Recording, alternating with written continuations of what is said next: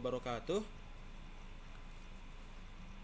Uh, Oke, terima kasih atas kehadirannya Bapak Ibu, para peserta training dari TV One. Hari ini saya akan membawakan webinar terkait data mining for media industry using grounded theory approach. Sebelum saya melaksanakan webinar ini, saya ingin memperkenalkan diri terlebih dahulu. Nama saya Dr. Jerry Haikal. Saya adalah faculty member di Magister Manajemen Bakri University. Sebelumnya saya adalah Director of Data Science untuk Visa, kemudian Director of Data Science di Nielsen, dan Assistant Vice President untuk Data Science di Bank Mandiri. Pendidikan saya doktor dari Universitas Persada Indonesia IAI, kemudian Magister Manajemen dari Universitas Indonesia, dan Civil Engineering dari Diponegoro. Dalam webinar kita kali ini, saya akan membahas terkait penggunaan grounded theory approach di dalam saya telepon ya. Di dalam grounded theory approach untuk media industries. Outline yang akan saya bahas di siang ini adalah terkait introduction, terus apa yang dimaksud dengan teori, kemudian karakteristik dari grounded theory approach, bagaimana kita melakukan data collection, bagaimana kita melakukan analisa proses, dan case study terkait hal ini. Sebelum saya lakukan penjelasan, wait a second, this is the phone. Grounded, sorry, ini ada suara telepon. Wait a second, saya matikan dulu teleponnya. Oke. Di dalam grounded theory ini, kalau kita lihat apa yang bisa kita lakukan secara grounded theory di TV One adalah kita sering di dalam ilustrasinya adalah ketika kita melakukan kayak acara ILC, kemudian acara Indonesia Business Forum, itu kita sering melihat bahwasanya saya sebagai penonton melihat bahwasanya ketika kita melakukan research questions kepada para panelis tersebut, sebetulnya dari informasi yang disampaikan oleh panelis tersebut itu terdapat beberapa codings, kategori dan themes terkait topik yang ditanyakan. Jadi ada beberapa hal yang menjadi esensi yang dijawab oleh mereka yang menjadi grounded theory di sana. Nah, disayangkan ketika kita sebagai audience mendapatkan grounded theory tersebut, kita mendapatkan dari hasil induksi dari yang disampaikan dari panelis tersebut,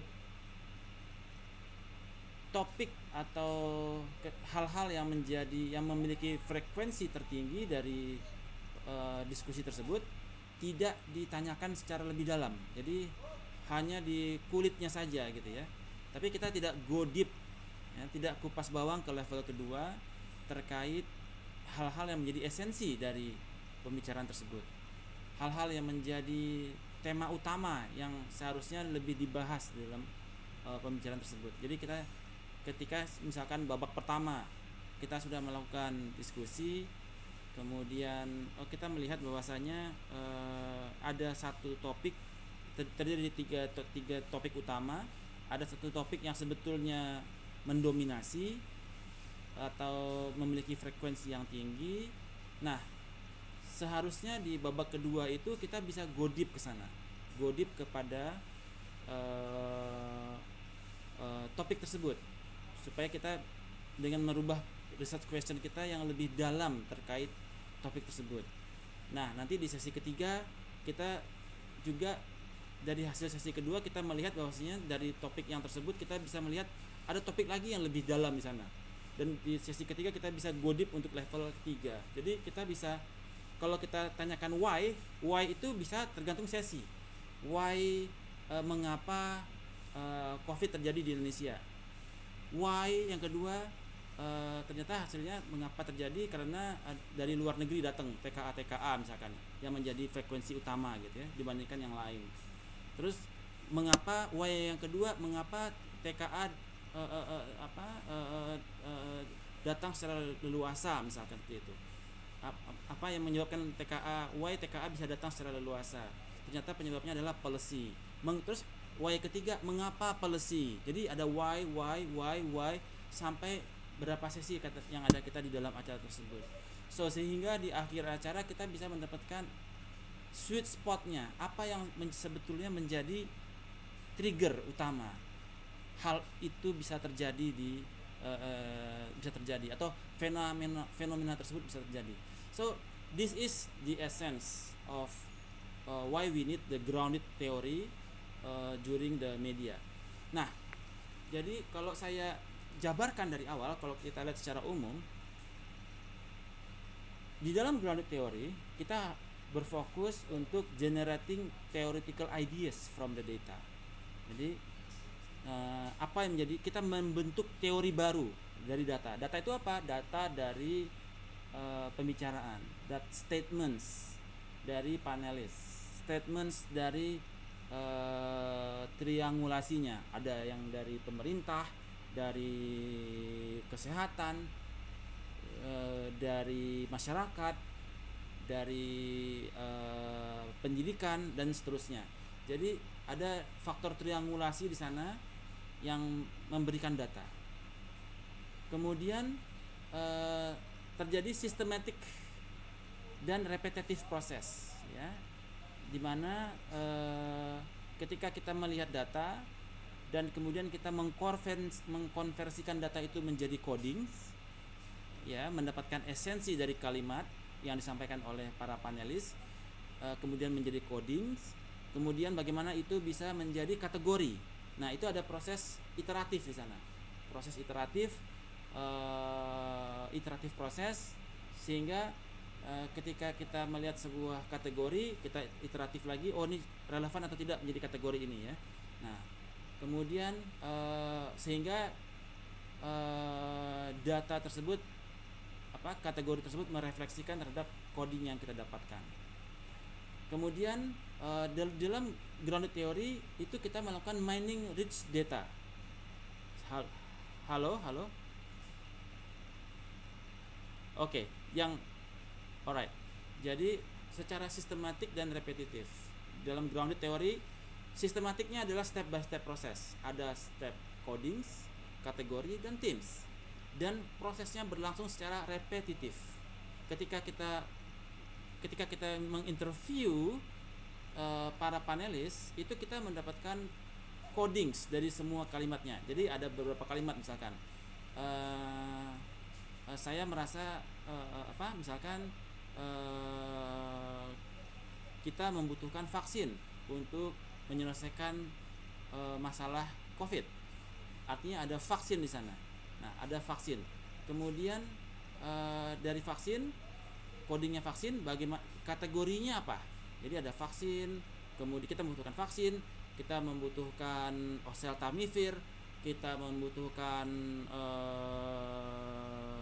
Avigan, kita membutuhkan macam-macam obat-obatan.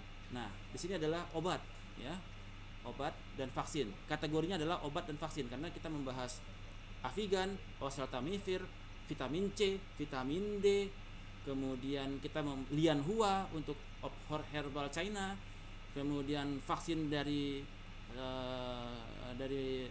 Pfizer dan lain sebagainya. Nah, itu adalah coding, bagaimana kita bisa menjadikan itu menjadi kategori. Nah, ketika itu kita prosesnya iteratif proses untuk melihat, oh ini codingnya ini adalah kepada kepada obat-obatan, seperti itu, ya. Kemudian Dari sana kita akan mining rich data, actively getting information berdasarkan research problem atau questions, ya. Jadi di dalam introduction to grounded theory, research question define everything. Jadi ketika Anda saat di babak pertama misalkan membuat research questions, Anda bahas mengapa terkait COVID misalkan. Kemudian setelah Anda dapetin ternyata masalahnya adalah di obat-obatan. Yang untuk penyelesaian ini, obat-obatannya mana yang paling obat-obatan lah yang paling mempengaruhi kepada tingkat kesembuhan, ya. Kemudian di research question kedua adalah pertanyaan yang pertama adalah why COVID masih belum melandai di Indonesia misalkan. Permasalahannya adalah karena obat-obatan, secara teams, ya, obat-obatan, kemudian secara gaya hidup, ya, itu masalah hoax, ternyata adalah obat-obatan misalkan. Nah, ketika kita dapetin obat-obatan, research question kedua, di sesi kedua kita bisa bertanya mengenai masalah obat-obatan juga, lebih spesifik kepada obat-obatan, ya, misalkan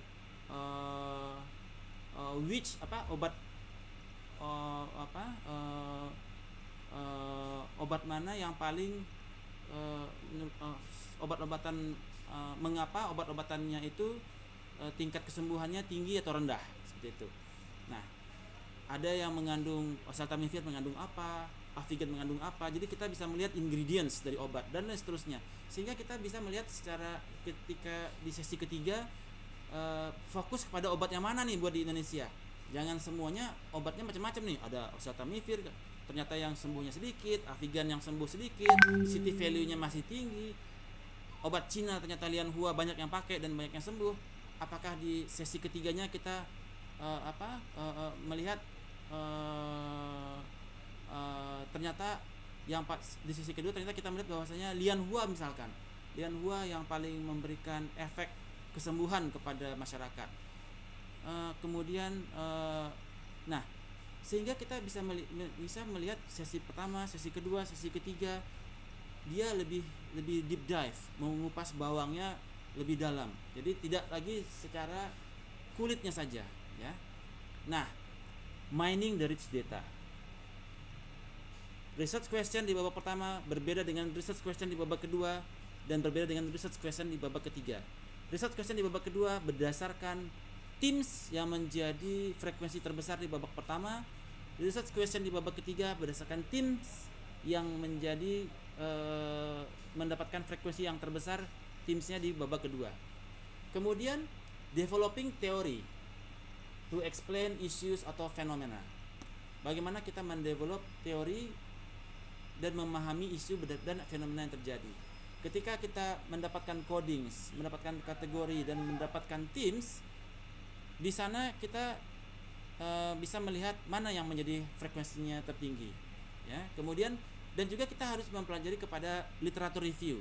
Nah, setelah kita dapetin codings, kategori, kemudian kita juga bisa mengambil literatur review untuk melihat apa yang menjadi, apakah ada gap antara teori yang kita develop dengan literatur reviews. Jadi kalau kita sudah mendapatkan grounded teori tersebut, kita bandingkan lagi dengan literatur review.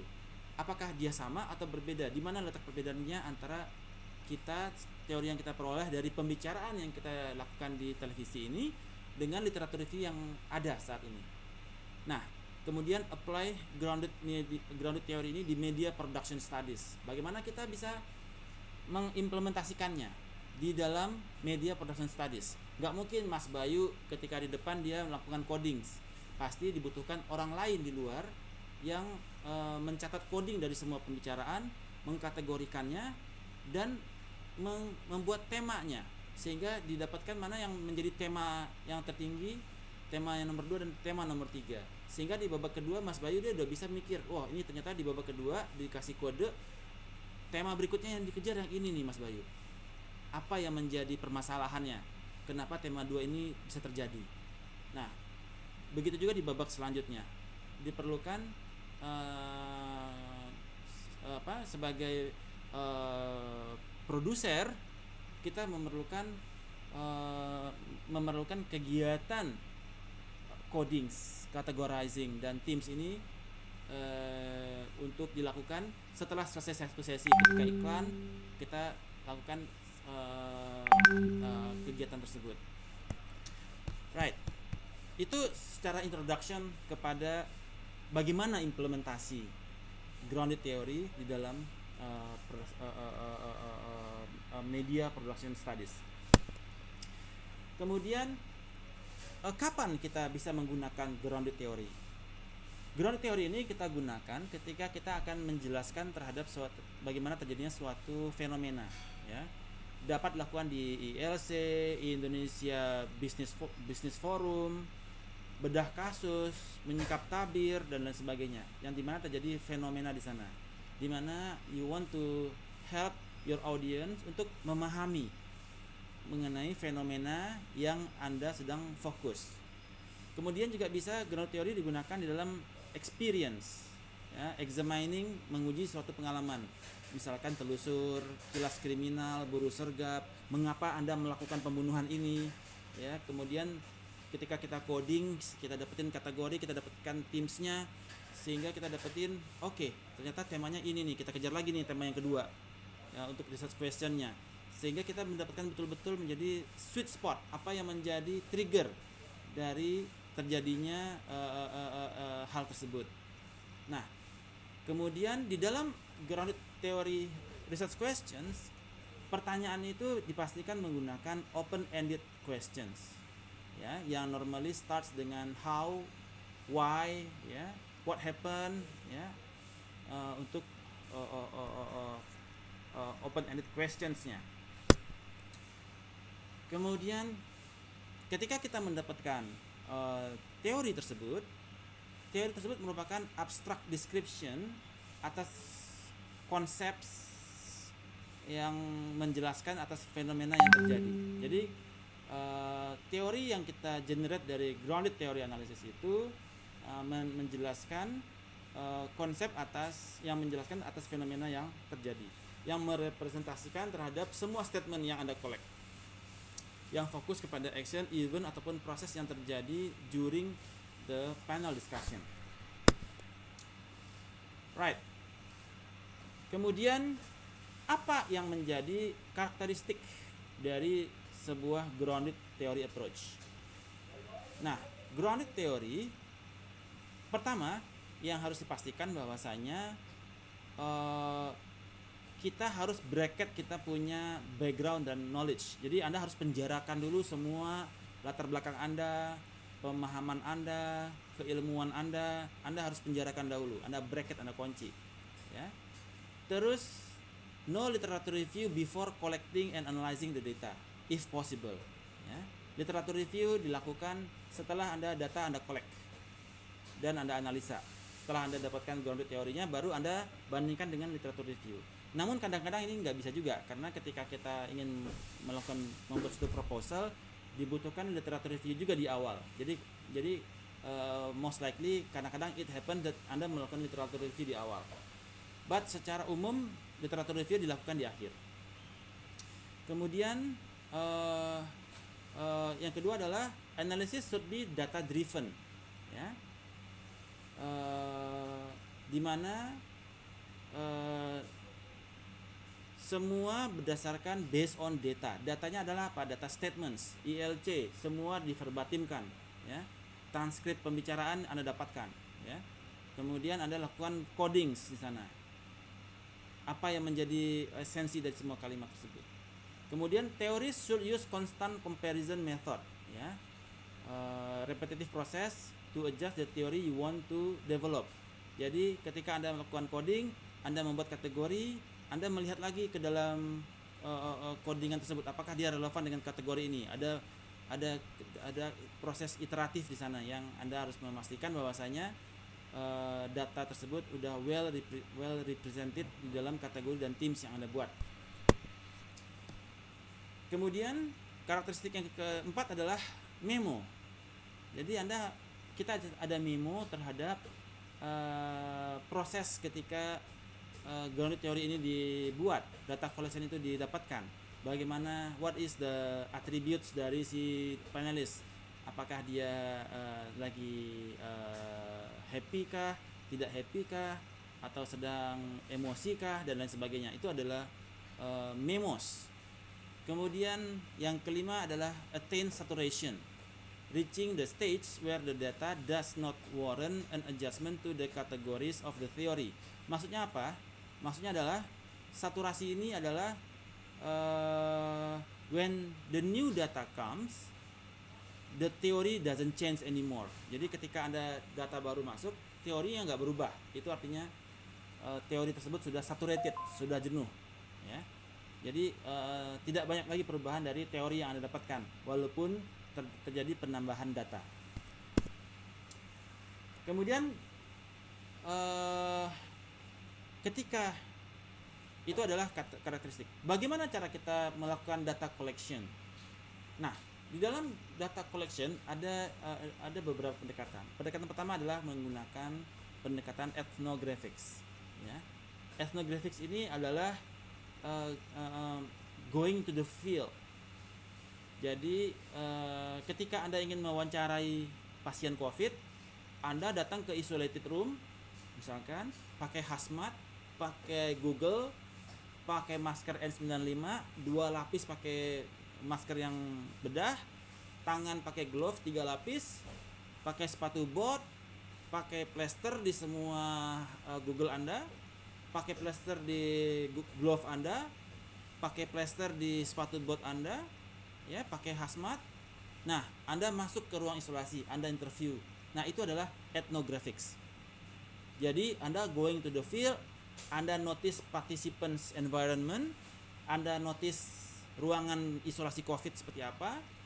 That is ethnographic approach. Atau Anda langsung datang ke sarang premannya. Misalkan Anda ingin mewawancari residivis, misalkan Anda langsung interview di penjara, misalkan Anda di penjara di belakang jeruji, Anda interview dia. So you can feel the ambience of the your responder gitu ya, respondees. Nah, kemudian itu adalah ethnographics. Jadi Anda feel the ambience. Nah, kemudian similar to ethnographic approach, grounded theory focus on mainly collecting the primary data. Jadi data Anda dapatkan dari dia. Itu secara ethnographic. Kalau secara non ethnographics, Anda seperti misalkan Anda undang ya ke ILC, Anda undang ke Indonesia Business Forum, Anda undang ke Telusur dan lain sebagainya. That can also happen. Kemudian di dalam data collection, research questions drive the choice of your data collection strategies. Apa yang menjadi research questions di sana? Ya. Mengapa Habib Rizik dihalangi kembali ke Indonesia, misalkan, gitu ya? Mengapa bisa terjadi peretasan handphone dari para politician seperti itu. Nah, mengapa bisa terjadi? Nah, why?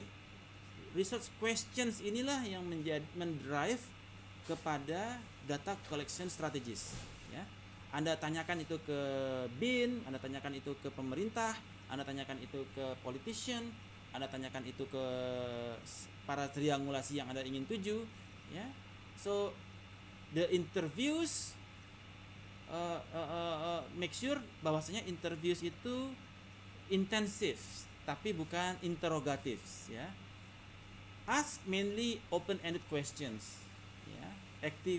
Make sure they actively engage with you. Terus give them space to share their experience and thoughts, and be empathize to them, ya. Actively involved in the conversation. Kemudian juga observation, decide what to observe, ya, apa yang akan observe. Kemudian documents all the process, ya. Kemudian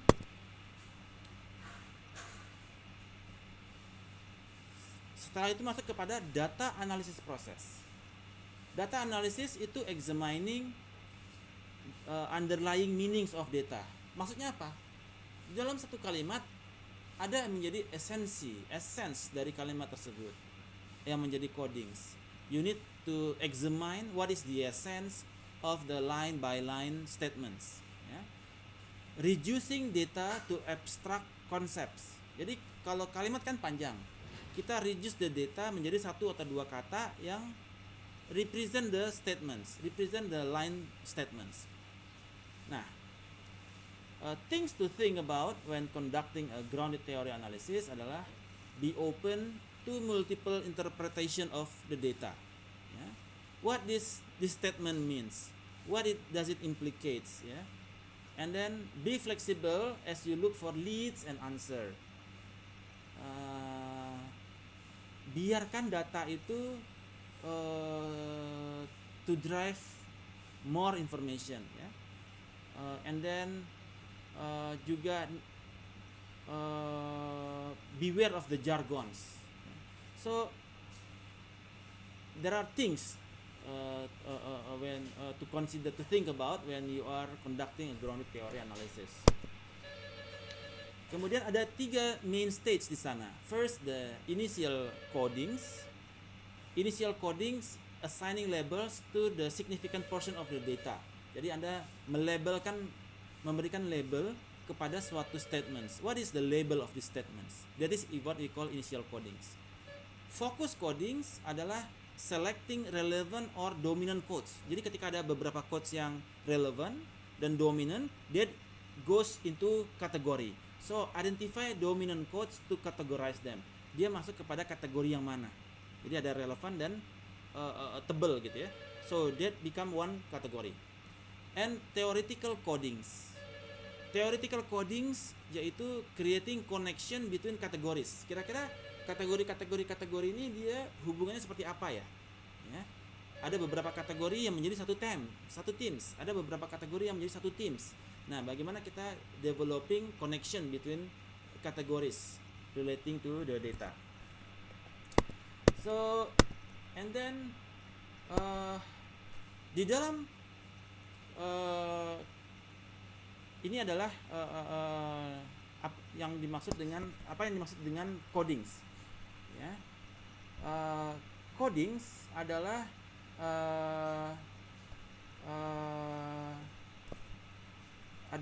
kalau kita lihat secara titik-titik ini adalah semua statement itu memiliki codings, ya. Misalkan ada 100 statements, ada 100 codings. Dari misalkan ada 5 panelis, ada 100 statements di sana, ada 100 codings di sini. Dan coding ini dia membentuk kategori. Jadi dia membentuk kategorinya masing-masing, di mana setiap kategori di beberapa coding itu ada yang relevan dan dominan, membentuk kategorinya masing-masing. Jadi dia mengerucut menjadi kategori. Dari kategori tersebut dia mengerucut menjadi teams. Dan dari teams tersebut kita akan membentuk yang disebut dengan teori di sana. Nah, alright. A code adalah suatu short phrase yang mewakili kepada statements, ya. Itu adalah codes. A code is a word, a phrase, or a sentence that represent aspects of a data or captures the essence or features of a data. Jadi a code adalah suatu kata atau yang merepresents data atau statement yang mengcapture esensi dari data tersebut. Itu adalah codes. Nah, jadi kalau kita lihat dari codes itu ada dari satu kategori terdiri atas beberapa codes. Satu codes bisa terdiri atas beberapa subcoding. Sedangkan kategori sendiri juga bisa terdiri atas beberapa subkategori. Dari kategori tersebut muncul tema. Ada tema dari masing-masing kategori. Misalkan terdiri ada 10 kategori. Dari 10 kategori itu terdapat 2 tema atau 3 tema. Dari sana baru muncul kepada teori. Dari tema yang tersebut, dari beberapa tema tersebut baru kita dapatkan teori. Nah, dari pembicaraan ILC di babak pertama kita udah bisa dapetin codingnya. Kemudian dari coding tersebut kita hitung dari selama jeda iklan. Kategorinya apa aja nih? Ada beberapa kategori di dalam. Oke. Kategori di dalam. Dari kategori-kategori tersebut, masing-masing kategori ada relevan yang membentuk tema-tema tertentu. Oh, ini nih tema-tema besarnya. Oke. Nah, di babak kedua, di babak pertama ketika kita sudah dapatkan tema yang paling dominan, di babak kedua kita bisa kejar ke tema tersebut sehingga research question yang ditanyakan sudah lebih menjurus kepada tema tersebut. Jadi udah masuk kupas bawang level kedua. Mulai bertanya lagi kepada yang panelis-panelis yang lain terkait hal tersebut. Di akhir babak kedua kita lakukan lagi codingnya, kodifikasinya, kode, kategori dan teams. Ternyata ada tema lagi yang lebih dalam lagi di sana, yang lebih dominan lagi secara frekuensi dari panelis-panelis sebelumnya. Masuk babak ketiga kita fokus ke tema yang ketiga, ya, yang lebih deep dive ke dalamnya, kupas bawang level ketiga sampai jam 12 malam, jam 1 pagi. So sehingga kita tidak hanya terbatas kepada sampulnya terus, tapi lebih deep dive kepada permasalahan yang lebih dalam, yang menjadi mendapatkan sweet spot, yang menjadi trigger dari semua permasalahan yang terjadi. Sehingga ketika ketika IAC selesai acara itu malam itu, kita udah bisa mendapatkan 3 grounded teori. Dari sesi pertama, grounded teorinya yang paling penting adalah ini. Ketika kita fokus ke grounded teori yang paling penting tersebut, di sesi kedua kita dapatkan grounded teori yang kedua. Ternyata untuk masalah tersebut ini yang menjadi pengaruh yang paling utama. Di babak ketiga kita kejar lagi untuk mendapatkan grounded teori yang ketiga. Ternyata masalah ini adalah masalah yang paling mempengaruhi. So kalau yang selama ini saya lihat, kita nggak sampai ke babak level kedua, level ketiga, di level pertama aja terus sampai akhir acara, ya, sampai akhir acara di level pertama terus, nggak ke dalam, jadi nggak nyelam gitu ya, nggak sampai nyelam kita di dalam acara tersebut. Ini saya rasa hampir semua TV melakukan hal yang sama. Tapi kalau TV One bisa deep dive ke sana, menyelam untuk teams yang paling memiliki frekuensi yang tertinggi, ini bisa menjadi uniqueness yang dimiliki oleh TV One, bisa memberikan competitive advantage, yang mana slogan TV One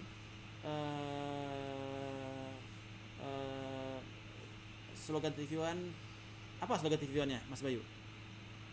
Memang beda, ya. We are different, ya. It becomes your competitive advantage because you go deep.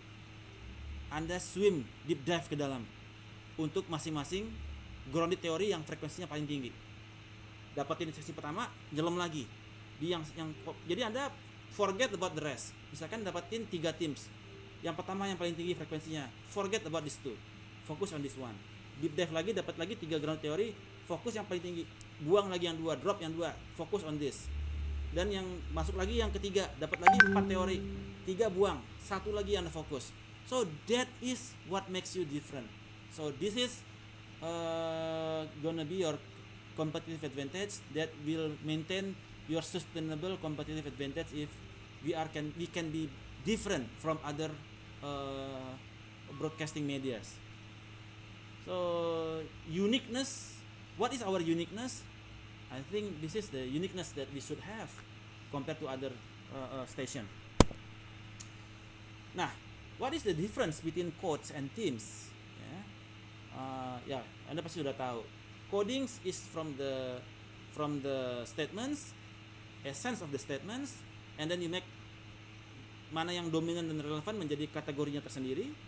Kemudian Anda mencari relevansinya untuk mendapatkan teams. Dari beberapa kategori yang relevan, Anda dapatkan teams. Ya.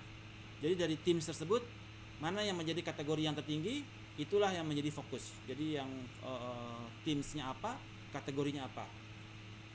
Fokus untuk babak berikutnya. Essence of the coding, reduce the data, understanding the phenomenon, developing the construct of the category and teams, dan develop the theory.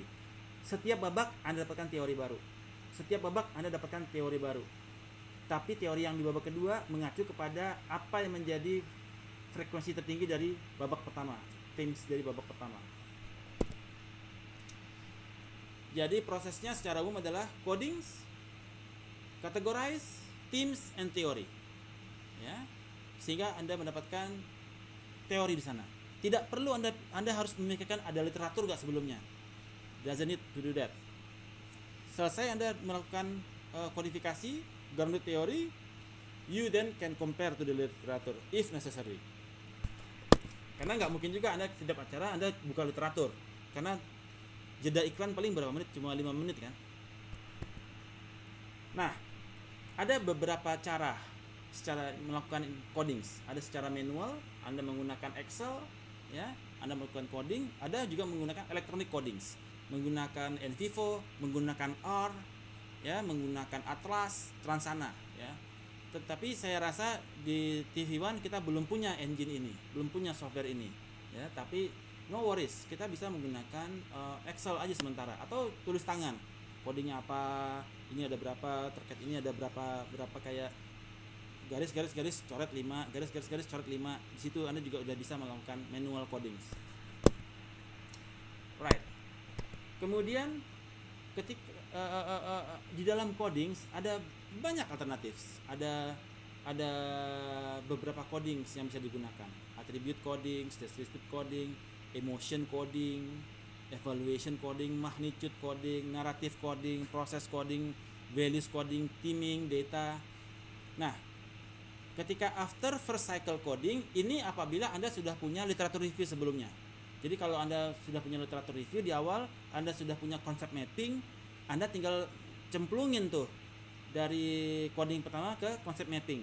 Itu Anda tidak mendevelop teori. Jadi Anda setelah after first cycle coding, Anda sudah dapetin konsep mapping, Anda tinggal cemplungin. That's finish. Jadi Anda cuma melihat berdasarkan teori yang sudah ada sebelumnya, mana yang paling mempengaruhi. Tetapi kalau Anda mendevelop grounded theory, Anda masuk ke second cycle coding. Anda melakukan pattern coding, focus coding, axial coding, theoretical coding.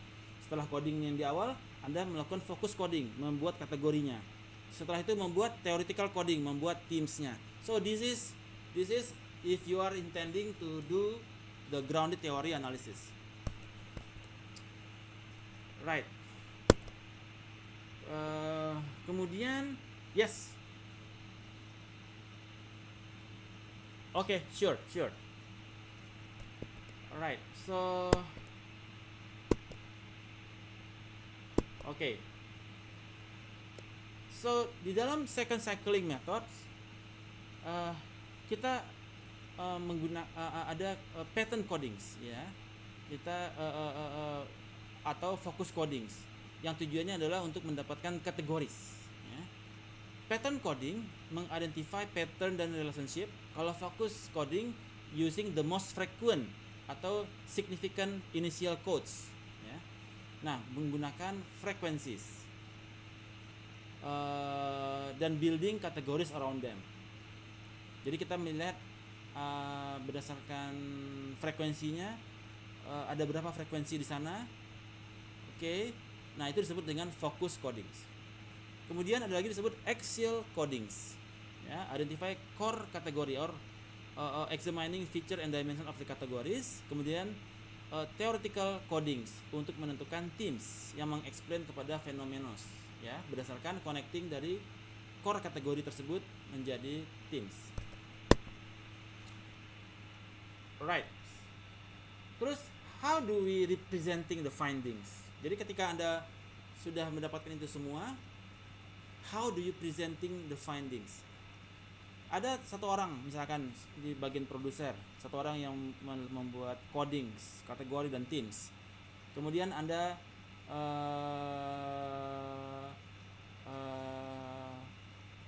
provide the background, presenting the codings using the frequencies. Jadi misalkan Refli Harun terkait coding ini dia mention berapa kali, dia hitung tuh frekuensinya berapa kali coding tersebut, kategori tersebut, dia kategori ini.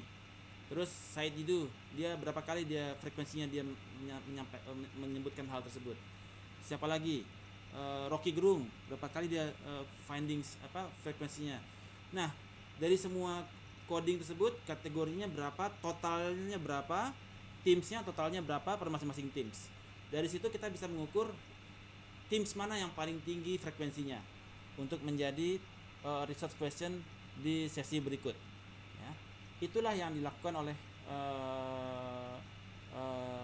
tim kita di belakang layar yang mengukur findings tersebut. Oke. Nah, misalkan coding seperti ini, ada beberapa coding, kemudian ada research questionnya apabila terjadi fraud, kenapa terjadi fraud di perusahaan jasa keuangan di saat pandemik, ya, ada tunggakan, gaya hidup, gaya belanja, dia coding ada 22 coding, kategorinya ada 5 misalkan, ada 5 kategori di dalamnya, dan ada 3 teams, mana yang menjadi tema yang paling dominan di sana. Oke, terkait motivasi. Oke, artinya motivasi terkait A dan B, faktor ekonomi dan gaya hidup. Oke, fokus kepada faktor ekonomi. Nah, research question yang kedua adalah mengapa faktor ekonomi menyebabkan terjadinya fraud di perusahaan jasa keuangan. Karena kita sudah melihat dari sesi yang pertama, ternyata faktor ekonomi lah yang frekuensinya terbesar dari sisi motivasi, ya. So dari sana kita bisa mendapat lagi coding yang baru, kategori yang baru, dan teams yang baru. Nah, hal inilah yang menjadi replikasi yang kita replikasi untuk mendapatkan research question yang kedua berdasarkan tema yang memiliki frekuensi terbesar dan kategori yang memiliki frekuensi yang terbesar di tema tersebut untuk masuk kepada sesi berikutnya. So this is how we conduct the mempertajam, membuat TV1 memang beda karena kita kalau teori Pareto-nya adalah satu permasalahan atau 20% dari permasalahan yang ada menyebabkan 80% dari total kerugian, ya. Faktor ekonomi menyebabkan 80% dari total kerugian. Nah, jadi kita fokus kepada kategori yang paling utama. Karena kalau kita bisa fokus kepada kategori yang paling utama, kita bisa solve masalah tersebut, maka impact yang 80% kita bisa hindari. Jadi TV1 bisa berkontribusi secara aktif memberikan solusi. Bukan hanya sekedar menyiarkan berita, tapi juga menjadi salah satu alternatif solusi dari semua diskusi yang dilakukan olehnya. Demikian Bapak Ibu paparan saya. Bila ada pertanyaan silakan disampaikan. Thank you. Bapak Ibu, monggo.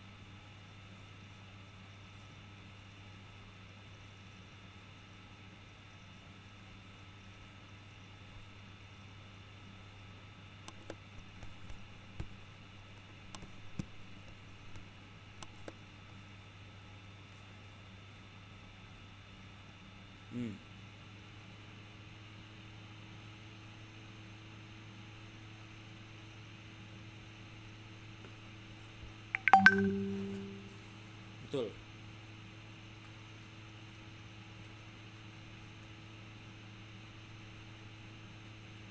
Sebetulnya bukan dimunculkan, tetapi pertanyaannya lebih dalam. Jadi karena research question yang mendetermin data collection kan. Nah, jadi ketika kita ada satu orang di luar yang melakukan kodifikasi, untuk menentukan research question di babak selanjutnya itu yang mana. Nah, pertanyaan di babak kedua itu orang tunggu-tunggu. Ini nanti Pak Bayu tanya apa nih? Ini orang semua audiens di Indonesia nunggu nih. Karena kita pertanyaannya itu tidak pertanyaan asal keluar, Pak. Tapi semua pertanyaan diperhitungkan. Every question count. Berdasarkan frekuensi yang paling tinggi dari grounded teorinya. Teams yang mana, kategori yang mana, pertanyaannya orang tunggu-tunggu.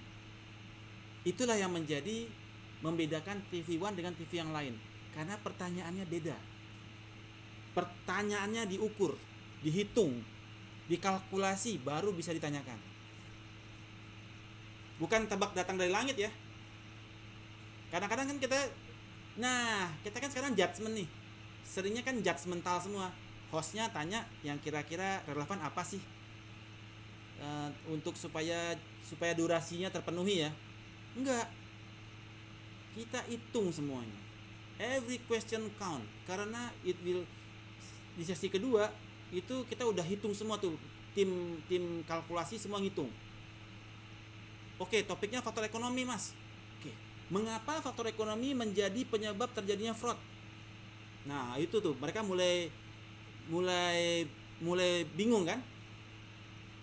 Nah, karena kita udah melihat ternyata faktor ekonomi yang paling menyebabkan fraud, karena gajinya turun, bonus nggak ada, ya kan? Akibatnya terjadi banyak fraud. Sekarang di Maybank misalkan terjadi fraud. Nah, kenapa faktor ekonomi menyebabkan fraud? Kenapa di kejaksaan faktor ekonomi menyebabkan Joko Chandra? Dia bantuin Joko Chandra lah, begitu ya istilahnya ya. So itu menjadi ketika kita melihat jawaban daripada panelis, kita melihat faktor ekonomi itu frekuensinya paling tinggi nih. Alright, go there. Yang lain lupakan, coret semuanya.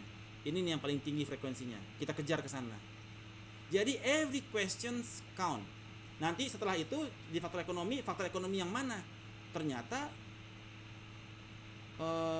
faktor ekonominya yang gajinya turun, misalkan begitu ya. Mengapa turunnya gaji menyebabkan fraud? Nah, itu lagi kan, goes down lagi. So ketika akhir acara nanti orang udah bisa mikir, ternyata yang menyebabkan fraud ini adalah turunnya gaji. Nah, itulah yang bukan kita yang menyampaikan, tapi pertanyaannya yang menjadi kunci jawaban.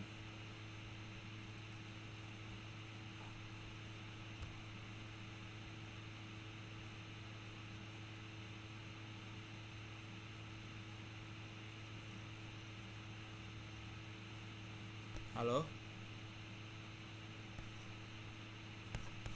Halo? Suara saya kedengeran nggak? Halo, suara saya kedengeran nggak? Oke. Nah, sorry, tadi soal putus. Ya, soal tadi apa soalnya? Pertanyaannya.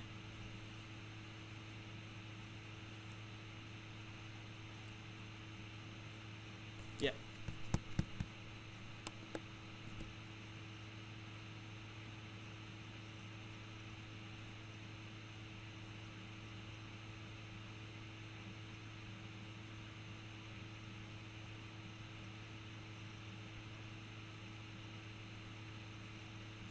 Alright, menarik. Alternatif kedua, kalau kita nggak grounded teori, alternatif kedua adalah kita ada literatur review sebelum kita bikin acara. Jadi kita sudah ada beberapa kategori yang kita siapkan. Jadi misalkan kategori pertama terkait kalau di Indonesia Business Forum, kategori pertama adalah untuk kondisi makro, misalkan unemployment. Kemudian yang kedua misalkan pandemi. Yang ketiga apa ya gitu. Jadi kita ada kategorinya di situ dalam kondisi makroekonominya, apa sih yang paling inflasi dan lain sebagainya. Ternyata yang paling mempengaruhi kepada perekonomian adalah frekuensinya adalah ekspor impor gitu. Ternyata ekspor impor nih yang paling mempengaruhi kepada beratnya beban defisit, misalkan begitu ya. defisit anggaran. Oke. Sorry, bukan makro, sorry, mikroekonomi ya. Inflasi, balance of payment, kemudian interest rate dan seterusnya ya, exchange rate. Ternyata ketika kita dapetin, jadi kita sudah bikin kategori di awal. Nah, ketika kita kategori di awal, kita yang di belakang layar dia hitung nih, oh interest rate, terus balance of payment, mana yang frekuensinya yang paling tinggi disebutkan.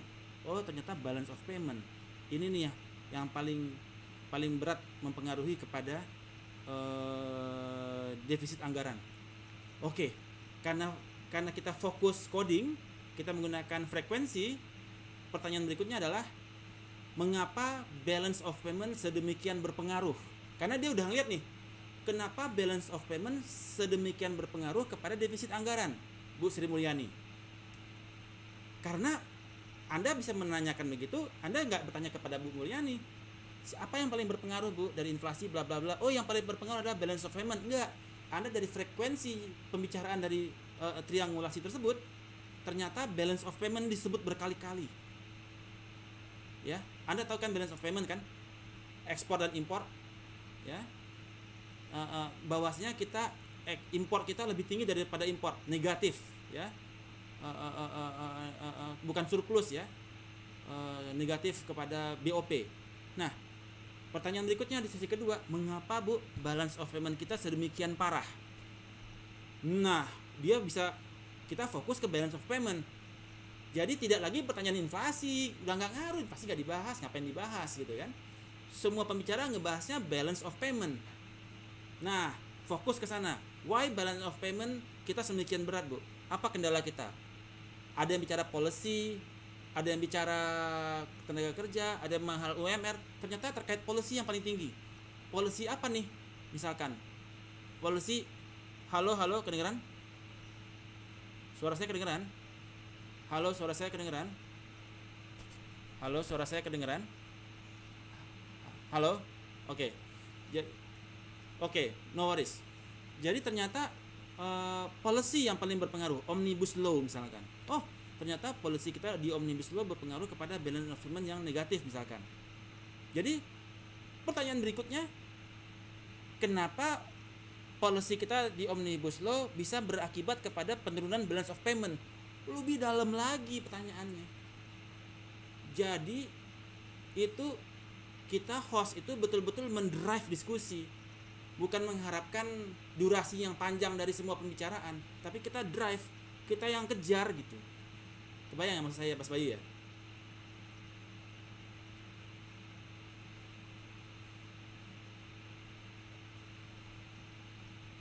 Oke Mas Agus.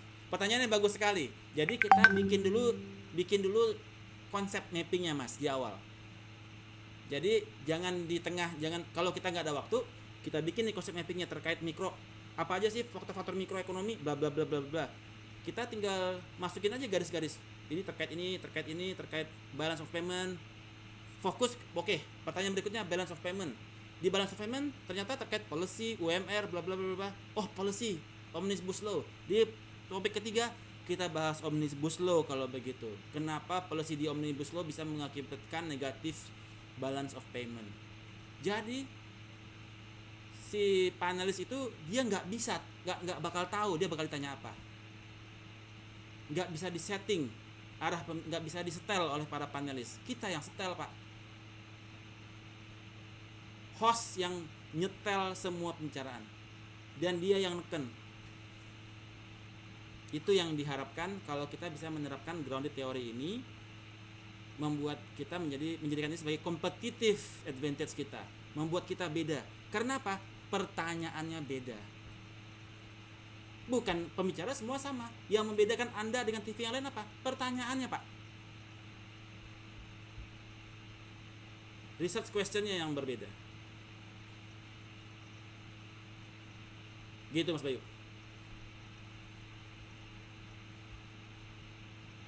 Merasa kena sentil ya? Iya, jangan ya.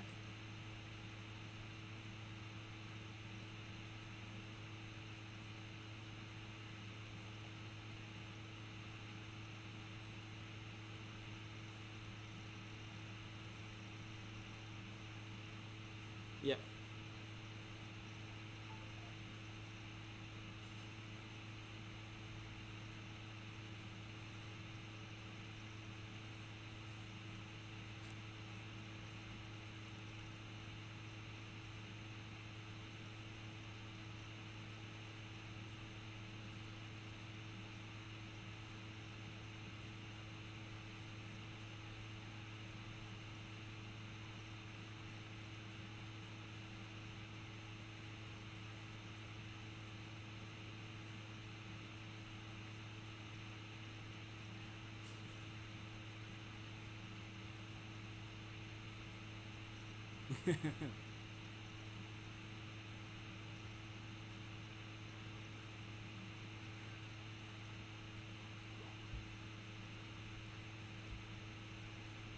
Ya.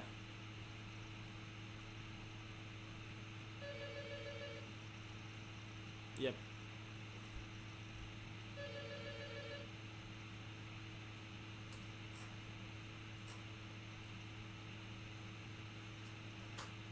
Hmm.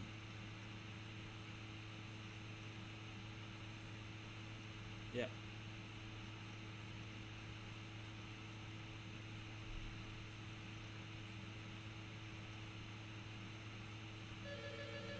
Hmm.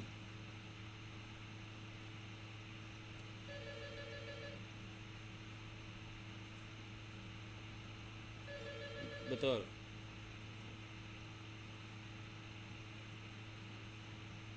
Mhm.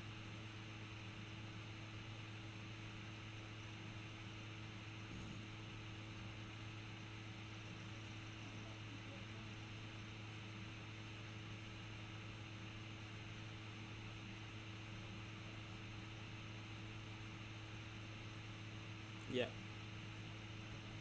Betul.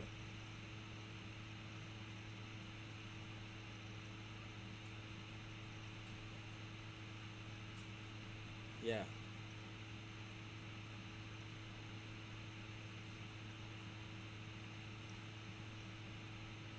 Hmm.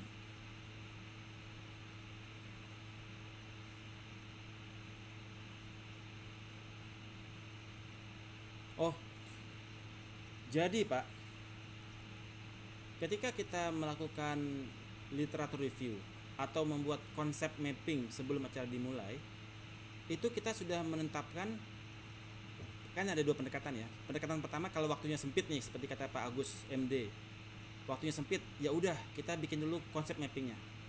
Ada terkait apa nih topiknya? Ya, topiknya terkait apa? Makro. Halo, halo, suara saya kedengeran? Suara saya kedengeran? Suara saya kedengeran? Halo, halo, halo, halo, suara saya kedengeran? Halo, halo, halo. Oke. Jadi kalau kalau kita awalnya itu menggunakan konsep mapping karena waktu terbatas, kita sudah membuat framework terhadap apa yang menjadi kategori dan themes. Jadi kita bikin dulu tema dan kategorinya apa. Jadi misalkan kayak tadi microeconomy. Microeconomy itu apa aja sih? Inflasi, suku bunga, interest rate, kemudian SUN, surat utang negara, kemudian balance of payment dan sebagainya. Jadi pertanyaannya misalkan bagaimana kondisi makroekonomi kita terhadap anggaran anggaran APBN, ya. Bagaimana kondisi makroekonomi kita terhadap APBN kita saat ini. Ternyata yang dibahas adalah SUN terus, surat utang negara terus, SUN.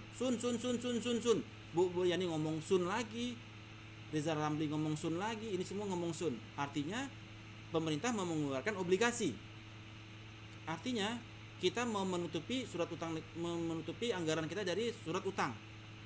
Nah, pertanyaan berikutnya adalah, karena ini SUN, adalah kenapa anggaran kita, mengapa kita defisit kita sedemikian, kenapa kita tidak ada sumber pembiayaan lain selain SUN?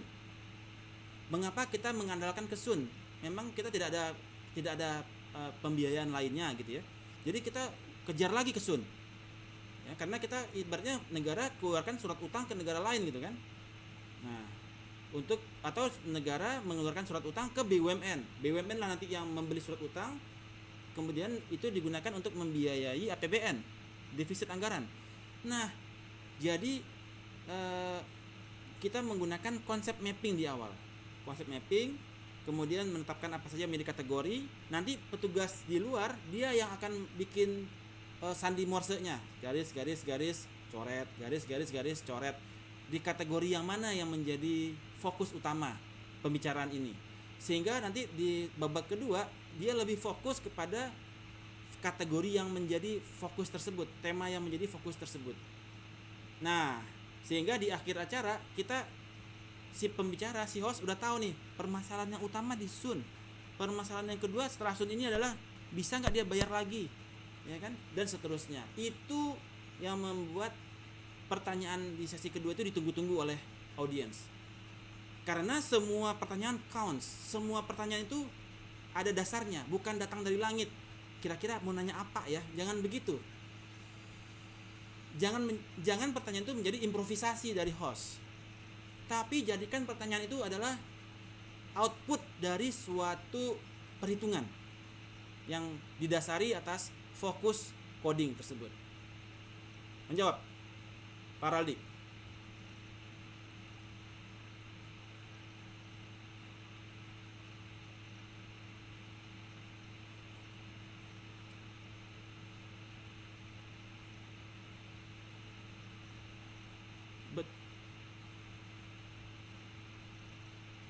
Nah, ya,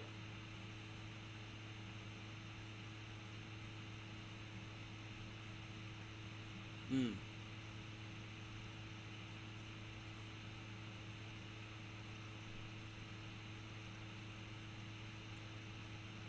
Lebih bagus tapping, Pak, lebih bagus tapping. Ada waktu Bapak untuk ada waktu Bapak untuk menganalisa kan.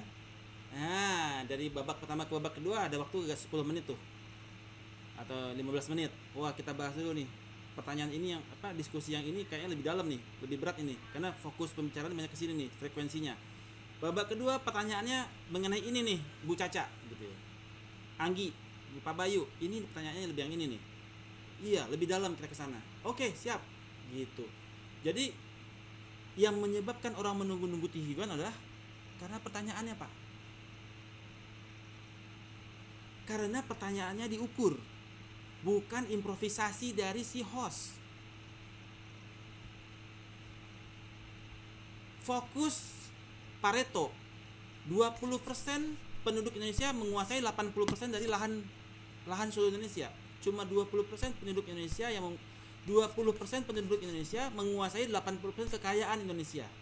Jadi kita fokus kepada pertanyaan yang 20%, mempengaruhi hajat hidup orang banyak. Pertanyaannya, Pak, ngapain kita bahas pertanyaan yang udah banyak, yang 20% ini, yang dua pertanyaan atau satu pertanyaan utama ini mempengaruhi kepada kondisi keseluruhan. Frekuensinya paling tinggi, Pak, dibandingkan yang lain. Yang lain frekuensi 1, dia frekuensinya 20. Ngapain kita ngasih pertanyaan lanjutan yang frekuensinya cuma 1 dibahas? Mending yang 20 kali dibahas ini yang kita kejar, Pak. Tapi pertanyaannya, mengapa ini menjadi permasalahan? Begitu, Pak Raldi. Dikejar ke sana. Oke, Pak Raldi. Ya.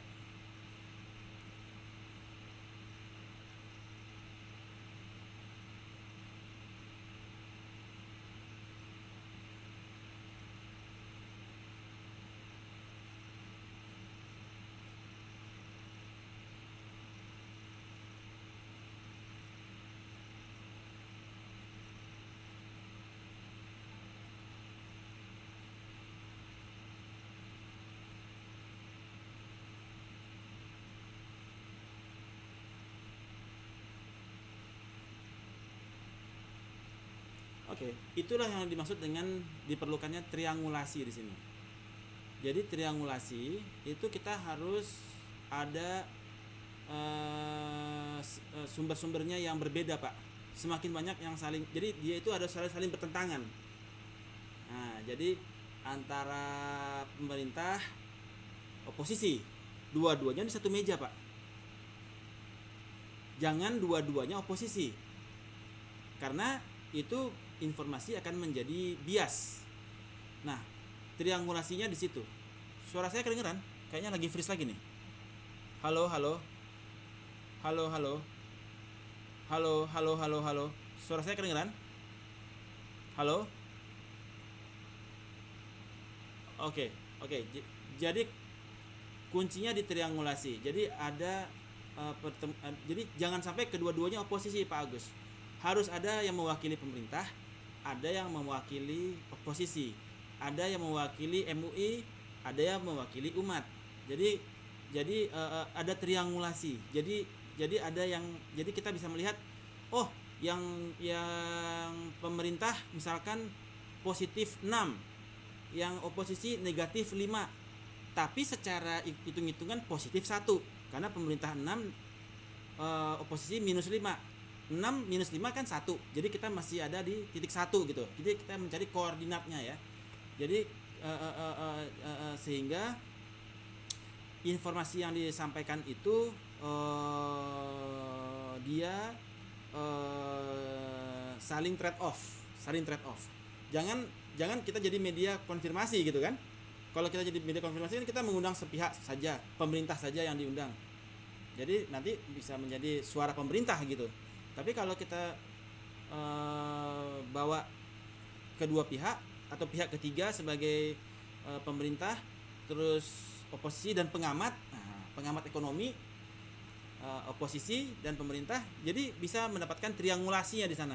Data dari sanalah yang kita kejar kepada grounded teorinya. Jadi grounded teori itu berdasarkan data dari triangulasi, Pak. Jangan hanya data sepihak. Kalau data sepihak, kita bikin teori dari hasil sepihak, dari 212 misalkan begitu kan. Jangan, tapi ada 212-nya, ada pemerintahnya, ada pengamat politiknya. Nah, semua dijadikan mengejar mana frekuensi yang tertinggi untuk di grounded teorinya. Menjawab Pak Agus? Cool.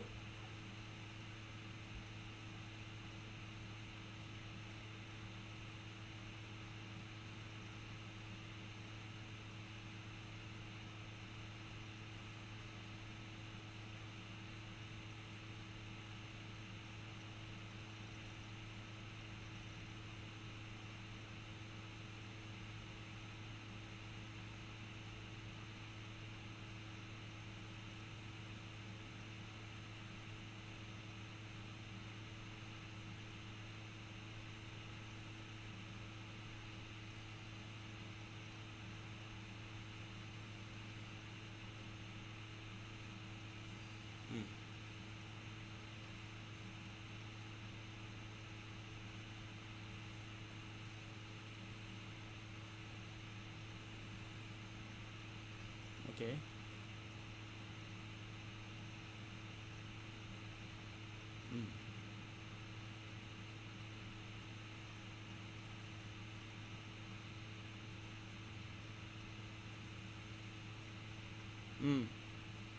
Saya nonton.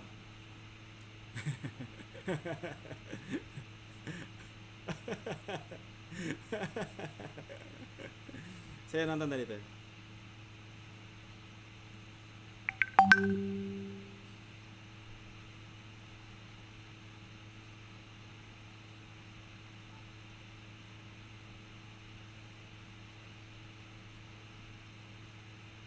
Yes.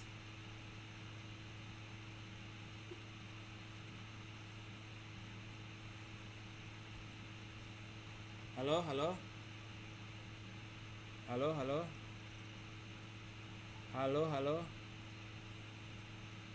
Halo, halo. Oke. Jadi tadi saya terputus sedikit, tapi nggak apa-apa, saya udah nangkap esensinya. Jadi dari Wagub Jawa Barat siapa namanya? Gus apa? Pak UU, satu lagi Epi. Ya, satu lagi Pak Pandu, satu lagi Pak Wagub kita ya, Jakarta. Ahmad Riza. Yang menjadi frekuensi paling tinggi kan yang libur panjang kan? Oke. Jadi timsnya libur panjang kan? Oke, timsnya libur panjang. Pertanyaan keduanya adalah, Anda kejar ke libur panjang. Betul. Mengapa libur panjang menjadi policy di masa pandemi? Dan tadi Pak UU ekonomi kan? Dia bilang ekonomi. Ya. Nah, jadi dari dua pertanyaan itu sudah dalam kan Mas Bayu? Ya kan? Sudah sampai level 2 tuh. Bahwasanya ekonomi menjadi fokus di Jawa Barat. Di Jakarta si Pak Ahmad Riza Patria dia 50-50 kan? Ekonomi dan kesehatan dijaga, ya kan? Kalau di Jawa Barat fokus ekonomi kan? Kesehatan kesehatan dia nggak tekan kan? Tidak ada penekanan. Secara frekuensi dia kesehatan kan? Frekuensinya dia kesehatan. Oke. Pertanyaan ketiga bisa ditanyakan apa dampak dari bagaimana dampak fokus kepada ekonomi kepada upaya pelandaian COVID-19 di Jawa Barat? Apakah itu sejalan? Apakah itu paradoks gitu ya? Jadi kita bisa lebih fokus ke sana kan? Bahwasanya terjadi paradoks terhadap policy. Bahwasanya ketika kita fokus kepada ekonomi akan berakibat kesehatan bednya naik. Artinya ini pembenaran sebetulnya. Pembenaran kepada jadi sebetulnya si Wakil Gubernur Jawa Barat dia sudah memvalidasi bahwasanya betul bahwasanya bed itu bertambah di Jawa Barat karena terjadinya fokus kepada ekonomi. Ya, akibatnya terjadi peningkatan Covid di Jawa Barat. Ya. Terus bagaimana pertanyaan ketiga, bagaimana tanggung jawab pemerintah dalam upaya pelandaian Covid di tengah meningkatnya laju COVID-19 yang disebabkan dari penerapan kebijakan libur bersama yang dibuka di Jawa Barat. Oh, itu lebih dalam. Bagaimana tanggung jawab pemerintah dalam hal ini? Apakah pemerintah Jawa Barat sudah menyiapkan segala perangkat sarana dan prasarana untuk mengatasi hal ini? Bagaimana saat ini kebijakan Pemda Jawa Barat dalam menanggulangi hal ini akibat kebijakannya yang sudah salah? Jadi Anda lebih dalam. Itu masyarakat tunggu pertanyaan dari Mas Bayu kayak gitu. Bagaimana bentuk pertanggungjawabannya Pemda Jawa Barat? Ya kan, bednya nambah. Nah, that is the grounded theory, Pak. Berdasarkan frekuensi, Anda lihat frekuensinya dia. Frekuensi bisa dari frekuensi, bisa dilihat dari magnitude. Wow, dia lagi tekan ke sana kan? Oke, ada magnitude coding di situ. Ada menggunakan frekuensi coding, ya. Ada yang kalau dari magnitude kita melihat dia sangat yakin kepada ekonomi. Totally dia bicara ekonomi terus tuh beliau. Kalau Pak Ahmad Riza Patria, dia setengah-setengah tuh 50-50. Jadi kita udah bisa baca nih 50-50 nih. Ya kan? Nggak kelihatan dia debat kencang ke kesehatan atau kencang ke ekonomi, dia main dua-duanya gitu kan. Kalau yang Jawa Barat ekonomi terus, nggak ada bahas kesehatan. Itu magnitude coding. Nah, kejar di sana tuh Mas Bayu. Tinggal pertanyaan terakhir tadi saya yang belum disampaikan. Halo, suara saya kedengeran? Halo, putus lagi. Suara saya kedengeran? Oke, sip. Begitu. Siap. Oke.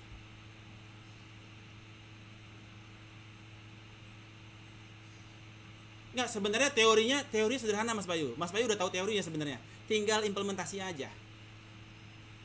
Ilmunya udah sampai sebenarnya.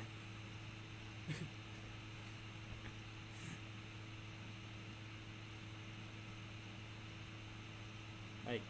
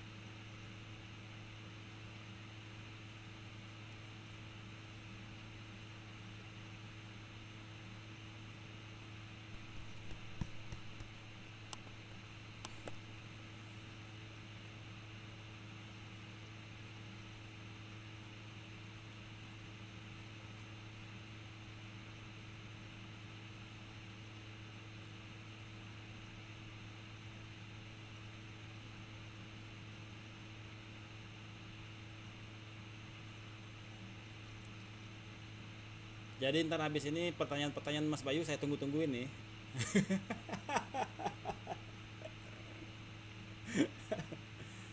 Ini pertanyaan pas interviewnya maksud saya.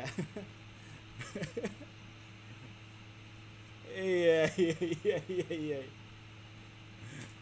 Iya, iya, iya, iya, iya.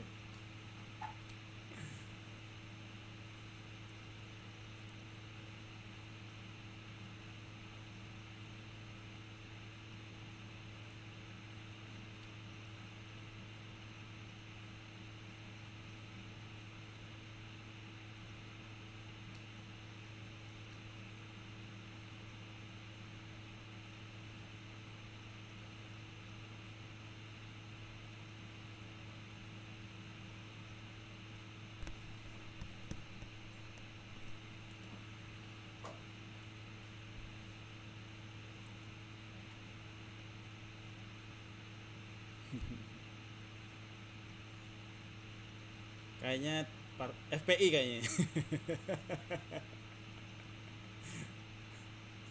Sunda Empire.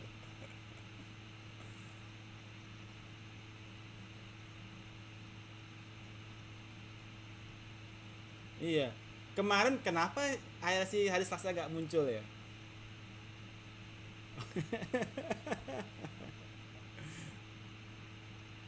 Oh iya, iya, iya, iya, iya.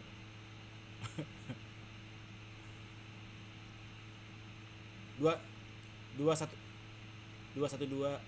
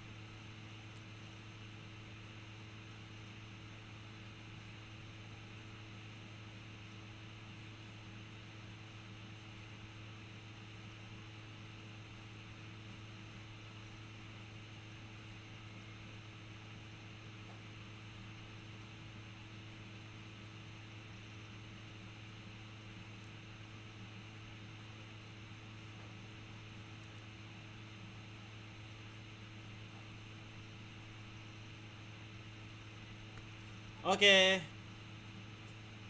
Terima kasih. Terima kasih. Terima kasih semua.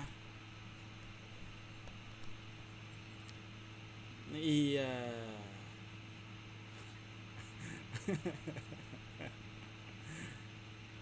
Thank you Bu Dewi semuanya. Pak Bayu, bye bye. Bye. Assalamualaikum. Salam. Oke deh, TV one down.